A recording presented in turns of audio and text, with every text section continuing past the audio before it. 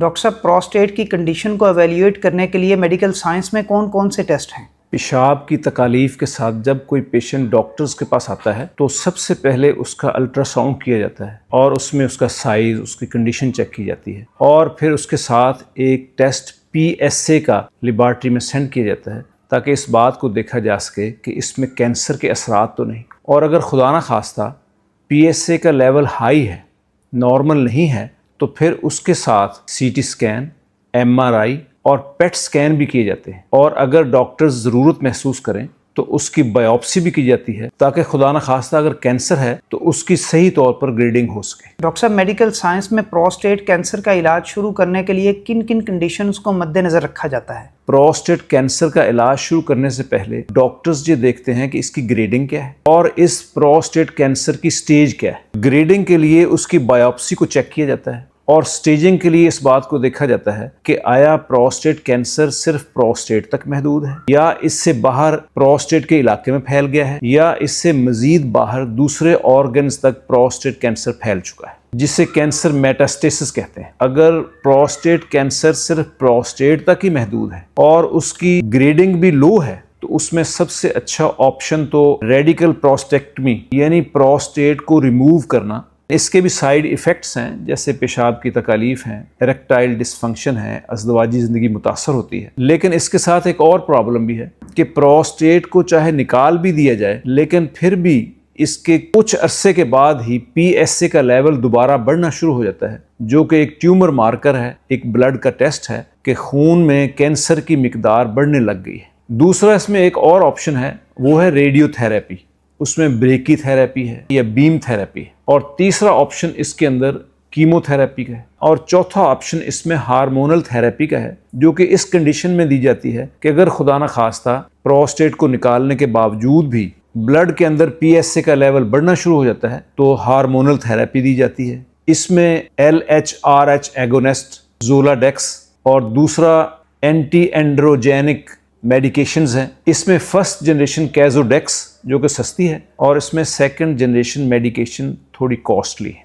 Doctor साहब, क्या इन procedures को फॉलो करने से प्रोस्टेट कैंसर क्योर भी हो जाता है? जहां तक प्रोस्टेट कैंसर के क्योर का ताल्लुक है, इसमें मुस्तकिल तौर पर PSA के टेस्ट करवाने पड़ते हैं, क्योंकि अब तक की जो स्टडीज़ हैं उसमें ये देखा गया है कि 5 ईयर्स के बाद इसकी रिकरेंस हो जाती है। 28% से लेकर 39% तक इसकी रिकरेंस हो जाती है। इसे बायोलॉजिकल रिकरेंस कहते हैं कि PSA का लेवल दोबारा बढ़ना शुरू हो जाता है। लेकिन इस सूरत में हार्मोनल थेरेपी की जाती है, लेकिन उसके साथ भी एक प्रॉब्लम है कि कुछ अरसा के बाद हार्मोनल थेरेपी भी बेअसर हो जाती है और जिस्म में इस मेडिकेशन के खिलाफ क़ुव्वत मुदाफ़त पैदा हो जाती है और PSA फिर से दोबारा बढ़ने लग जाता है। डॉक्टर साहब, अगर प्रोस्टेट कैंसर मेटास्टेसिस हो चुका है तो इस सूरत हाल में क्या ट्रीटमेंट ऑप्शंस हैं? 2 कंडीशंस हो सकती हैं। एक सूरत हाल इसमें यह है कि पहले प्रोस्टेट को निकाला जा चुका है, रेडिकल प्रोस्टेक्टमी हो चुकी है, रेडिएशंस भी हो चुकी हैं और कीमोथेरेपी भी हो चुकी है और फिर दोबारा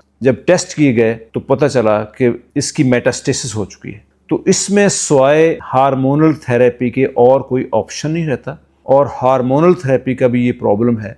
कि कुछ अरसे तक तो PSA के लेवल को वो कम करती हैं, लेकिन उसके बाद फिर दोबारा PSA का लेवल दोबारा बढ़ना शुरू हो जाता है। हार्मोनल थेरेपी की भी लिमिटेशंस हैं और इसके साइड इफ़ेक्ट्स भी हैं। दूसरी कंडीशन ये है कि पेशेंट की डायग्नोसिस जब हुई तो उसको मेटास्टेसिस हो चुका था और उससे पहले कोई प्रोसीजर नहीं हुआ। तो इस सूरत हाल में प्रोस्टेट को निकालने के बारे में कंट्रोवर्सी है, लेकिन ज़्यादातर मेडिकल की यही ओपिनियन है कि इतने बड़े प्रोसीजर करने का उस वक़्त को खातर खा फ़ायदा नहीं होता और रेडिएशन का भी कोई फ़ायदा नहीं होता। उस सूरत हाल में भी सिर्फ हार्मोनल थेरेपी ही ऑप्शन रह जाता है, जो कि कुछ अरसे के लिए तो मौसर होता है लेकिन उसके बाद ये भी गैर मौसर साबित होता है और PSA का लेवल दोबारा बढ़ना शुरू हो जाता है और मेटास्टेसिस और बढ़ना शुरू हो जाती है। डॉक्टर साहब, प्रोस्टेट कैंसर के पेशेंट जो आपसे कंसल्ट करते हैं, आप उनको कैसे ट्रीट करते हैं? प्रोस्टेट कैंसर के पेशेंट जब मुझसे कंसल्ट करते हैं तो मैं सबसे पहले